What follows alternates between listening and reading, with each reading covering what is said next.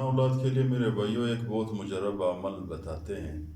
وہ یہ اگر اولاد کے لیے بھی ہے، لیکن اولاد میں نرینہ اولاد کے لیے اگر کسی کی اولاد ہے اور نرینہ اولاد نہیں ہے، یا کسی کی بالکل اولاد ہی نہیں ہے، حضرت شیخ عبدالحق محدث دہلوی رحمۃ اللہ علیہ نے ایک نسخہ بیان کیا ہے۔ وہ فرماتے ہیں کہ نفل نماز میں آخری رکعت کی آخری سجدے میں تسبیحات کے بعد یا وہاب 14 دفعہ پڑھتے رہے۔ جب بھی آپ کو موقع ملا نفل نماز کی نیت باندھے،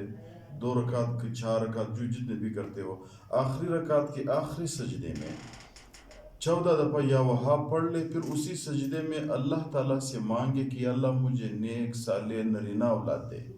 اس لفظ کی وجہ سے اللہ تعالیٰ آپ کو نیک صالح نرینہ اولاد دے گا۔ ایک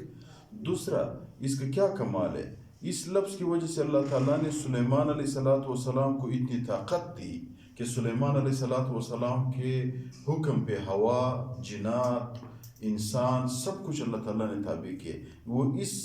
مبارک نام کی طاقت کی وجہ سے۔ تو اس مبارک نام کے واسطے بندہ اگر ویسے بھی دعا مانگے، سجدے میں مانگے تو اللہ ضرور قبول کرتا ہے، ویسا مانگے پھر بھی اللہ تعالیٰ اس دعا کو قبول کر لیتا ہے۔